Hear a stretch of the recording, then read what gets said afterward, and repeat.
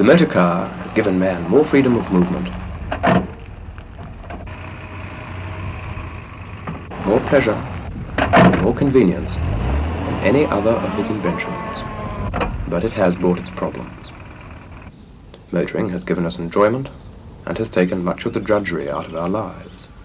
But while man, the individual, has been liberated by his car, as a community we've been enslaved by it. It has turned our roads into rivers of tin boxes, stifled our cities. It has changed the course of business. It maims us by the thousand. Every 7 minutes, someone is injured on our roads. Every 3 hours, someone is killed.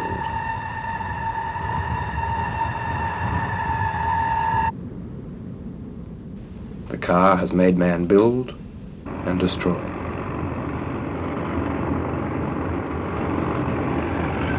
It's given us new adventures and new problems. And problems of another sort. It can make man almost godlike and almost an animal.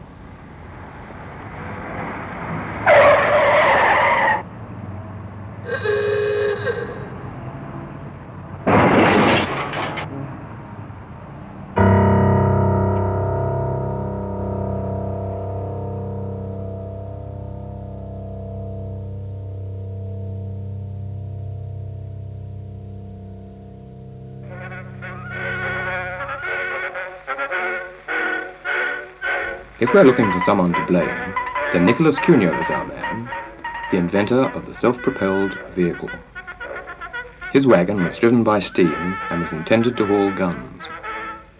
It had its first run in 1769. His superior officers said it wouldn't work.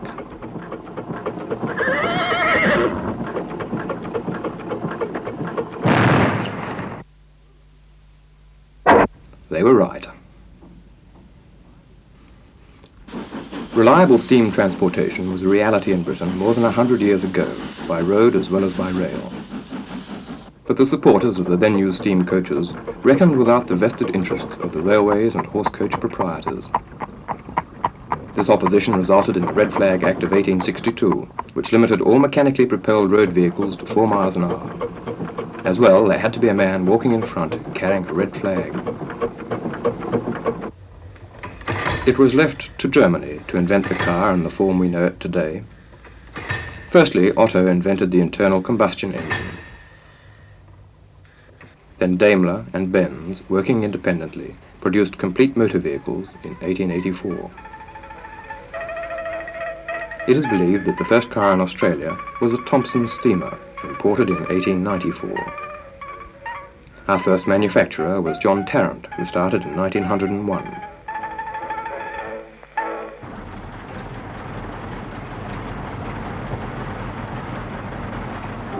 Despite their foibles, cars were quickly taken up by the with it crowd of the 1900s.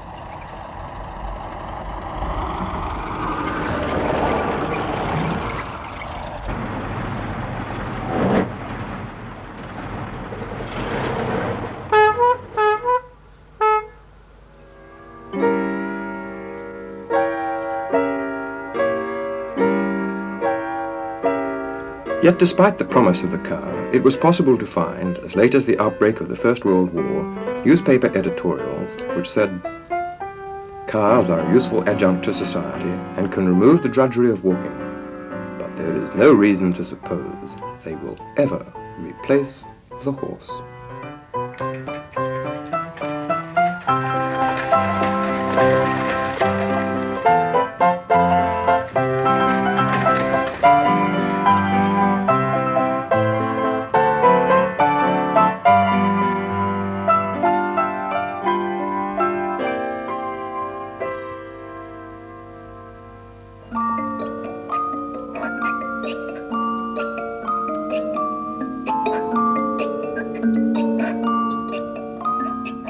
As the teens of the century arrived, the motor car ceased to be a technical novelty for the well-to-do.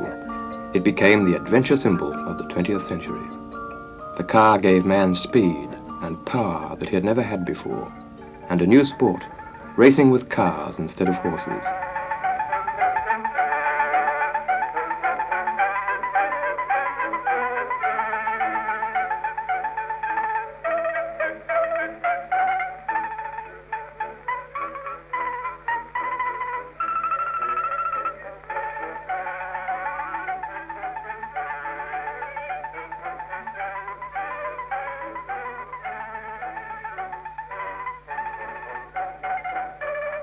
As the century wore on, cars increased in numbers, and adventure gave way to utility.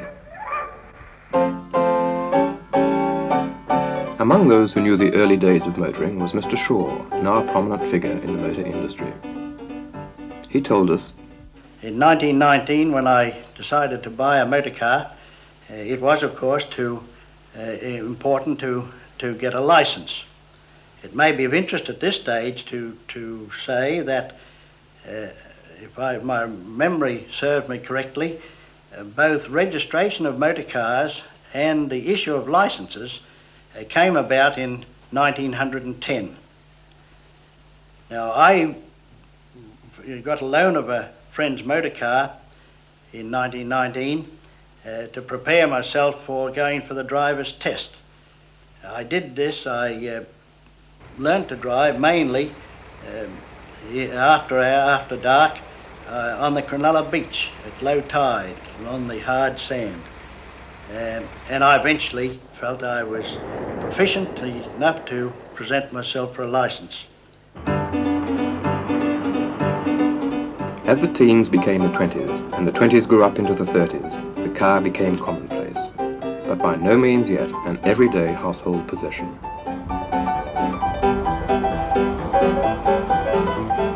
The era of adventure ended officially in 1937, when the first speed limits were introduced. Even then, the old adventures seemed as dead as the old kings of the road, dozing in their museums. Then came the war.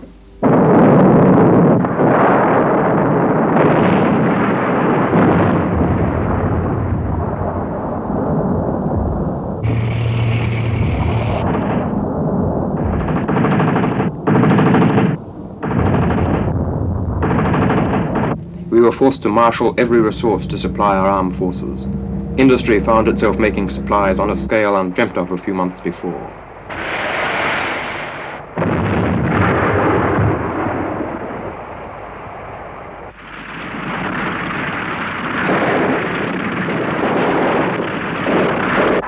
Then came the peace.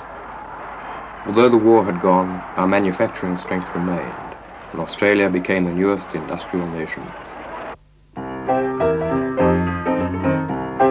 And with an industrial economy came a better standard of living. More people had the money to buy cars. Businessmen too found that pre-war public transport was neither fast nor adaptable enough. They needed cars. And the people who had grown up in the 30s accepted the car as a part of life, unlike their parents who had grown up with a horse.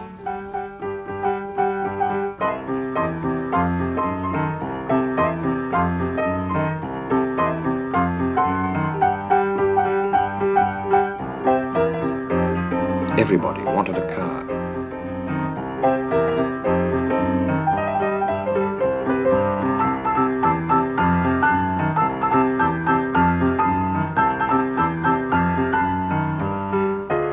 But 5 years' backlog lay on the order books. For a while, the cars were few and far between. In 1948, we started to make our own.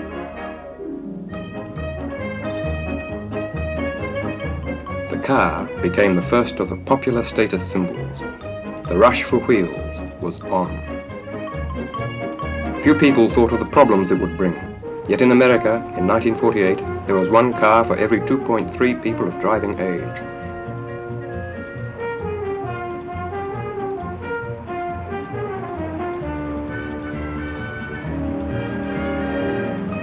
We heard rumblings about their problems, about jams lasting for hours, about city stores going broke, about expressways pushing through the best real estate in town.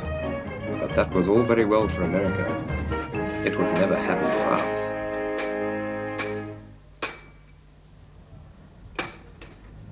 Would it? But the flood of cars went on. Soon, in the cities, we began to feel the effects.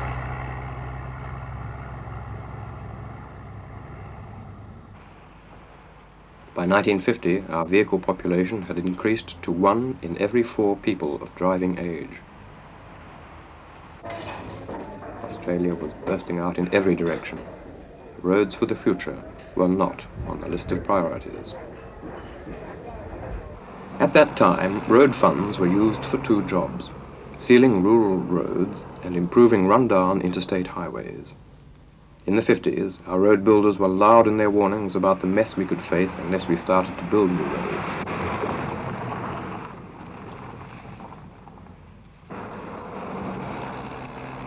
In retrospect, there seem to be 2 reasons why nothing was done. Firstly, the older generation of politicians and public servants were not car-minded. The chief of the Traffic Law Enforcement Division in one state, for instance, didn't own a car and couldn't even drive. A faint air of sinful luxury still hung over car ownership.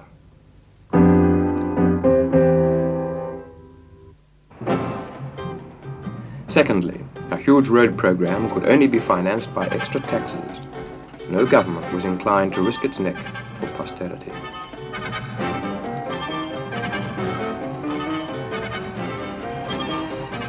Britain started on her 1,000-mile network of expressways in 1955. New Zealand started hers in the same year. Already, both countries were 20 years behind Germany,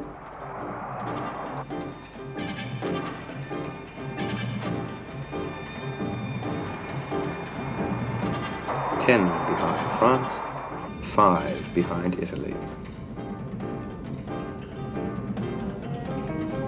Not until 1958 did we open our first true section of motor road, the Cairll Expressway in Sydney. In 1966, there's a motor vehicle for every 2 people of driving age, but there's a problem for everyone. Car ownership has become universal. It's not a sinful luxury anymore, or a status symbol. It's just a commonplace necessity, and a commonplace headache. All the fairy tales of years ago about traffic jams, air pollution, decaying city centres, accidents, they've all come true.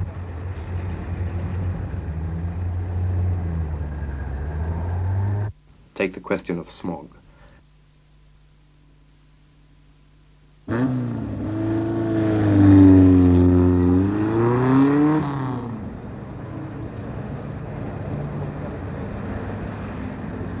The head of the New South Wales Clean Air Department, Dr. Sullivan, says, "It's becoming increasingly evident that the motor vehicle is going to be one of the important sources of pollution in cities.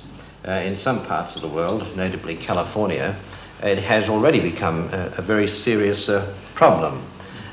In Sydney, we have approximately 700,000 motor vehicles operating, and I understand there are over 1.5 million licensed drivers in this state.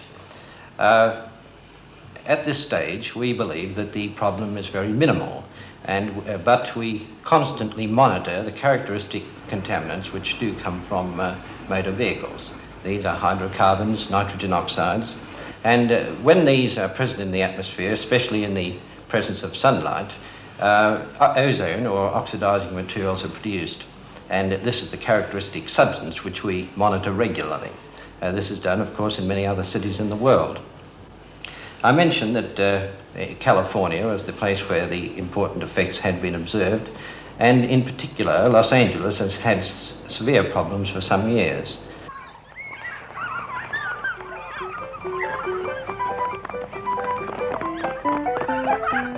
Here's another problem. We're discarding 160,000 bombs every year. Many are simply abandoned. Great for the kids.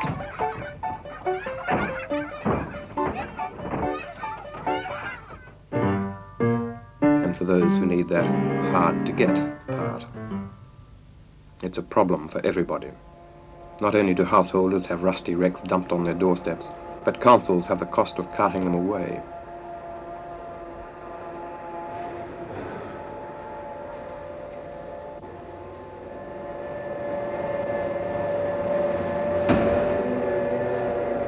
Traditionally, scrap metal is melted down and used again. In steel making, some old is mixed with the new. Now, new techniques mean that the old scrap may no longer be as useful, so it may not be long before every road is dotted with dumps of rusty cars.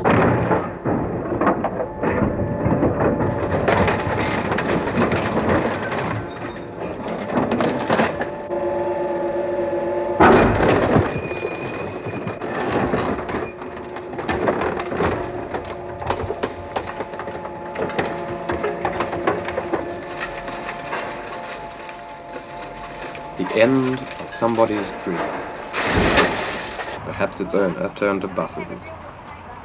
Although we all want a car, we also want fast, frequent, comfortable public transport, stopping directly outside our own front door.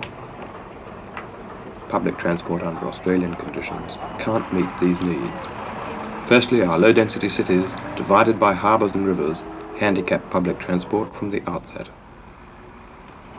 Secondly, public transport can't be as convenient as one's own car, so our cars take customers away from buses and trains.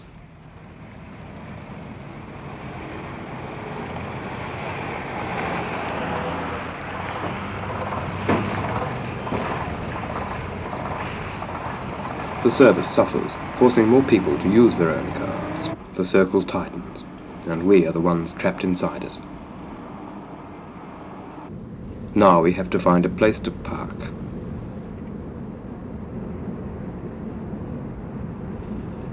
The easy solution to parking is this. Its weakness is that parking is incidental to the driver's purpose. No place to park, no people visiting places.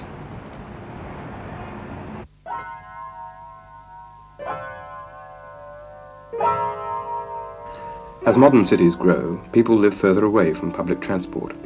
Then it takes them longer to get into town. They have cars, so they shop in the suburbs, where it's nearer, quicker, and easier to park.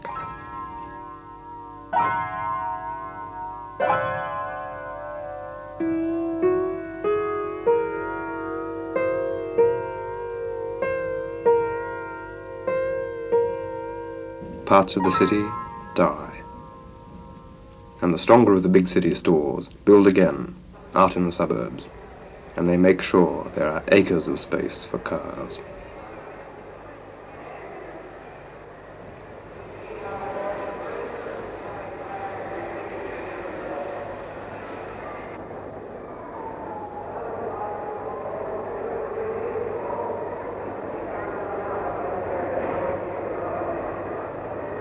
Despite this shift, the city centre must remain the heart of the metropolis. There are many businessmen who have confidence that our strangled city areas can again become a magnet for shoppers. Frank McDowell, at 75, is the most senior of the big department store magnates. His business is centred in Sydney. This business was started in the year 1889 by my father, Mr. John McDowell. I came into the business at the age of 15, and we formed the company in the year 1910. In the early years of this business, the main purpose of transport then was horse-drawn, apart from public transport, and it was the practice for customers to come to our store in carriages, and we were glad to receive them, and they were welcomed into the store. Since then, there have been great changes, and we have seen the growth of motor traffic, which is one of the things that is a great problem to us today. We still believe the city is the main attraction for our business, and we're doing everything we possibly can to encourage people to come here, because there is a wider variety of merchandise, and there are other attractions which they find to make them want to come to Sydney. Yet, despite our expensive lessons, we still spend millions to attract people and worry about their cars later. As our cities grow and become sophisticated, there will be more and bigger attractions to draw people from the suburbs. The Sydney Opera House, for instance, could attract 1,000 cars at a time.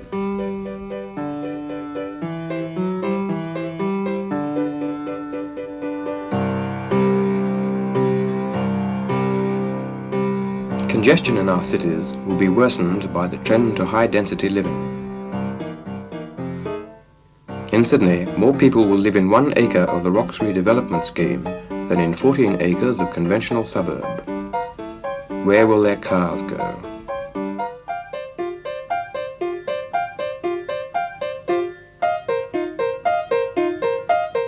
The builders can provide spaces in their home blocks, but what about parking at one's destination?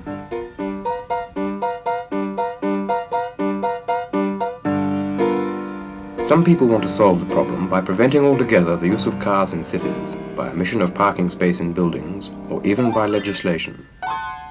But as others have found to their cost, people will simply go somewhere else. The biggest headache is the shortage of roads. Roads between cities, roads through cities.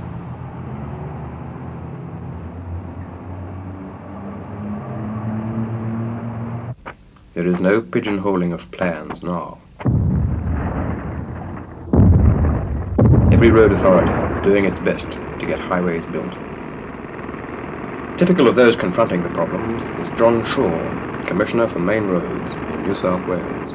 Road authorities know right now the dimensions of our road problem, and everyone in the cities, of course, can see for himself what is happening. We must act on our knowledge, and luckily, we do have a little time left before delays and accidents are with us on the frightening scale observed in London, New York and Rome. We should use what little time we have to make up our minds to spend more for road service, for the developing country areas, for intercity traffic, and for the many thousands of daily journeys in the big cities. We must then arrange to get the money in our hands so that the roadmen can get on with the jobs for which they have already been supplied with plans. In 10 years, Australia will have twice as many cars and trucks, 1 vehicle for every person of driving age. To build the roads we need, we must spend $2 million a day, 7 days a week, every year. We are falling behind because only 2/3 of the money is available. $100 per vehicle per year is spent on roads. If this were raised to $150, we would have the money we need.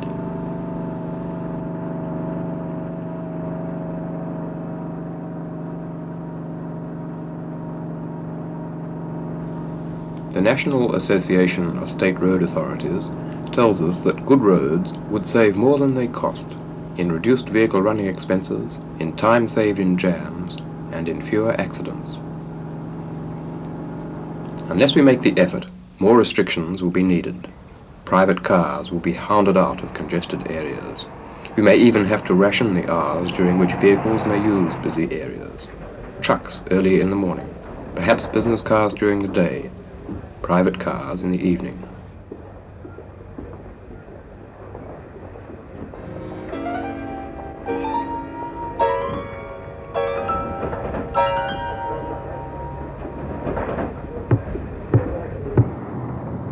Can we turn to the air?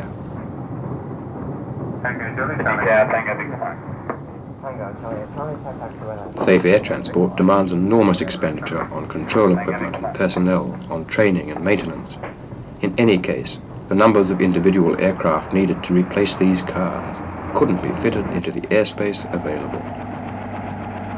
Unless we learn the secret of this. Ultimately, man will solve his personal transport problems in ways undreamed of today. But we are living today, and the problems are pressing. Professor Blunden, head of the Traffic Engineering Department at the University of New South Wales, estimates that an increase of 20% in the number of vehicles means twice the problems of congestion. Can we imagine what conditions will be like in 10 years when our vehicle population has doubled? It is not merely a matter of inconvenience, because much of our efficiency and prosperity will depend on motor transport. Thus, for each of us, the difference between order and chaos is just $1 a week.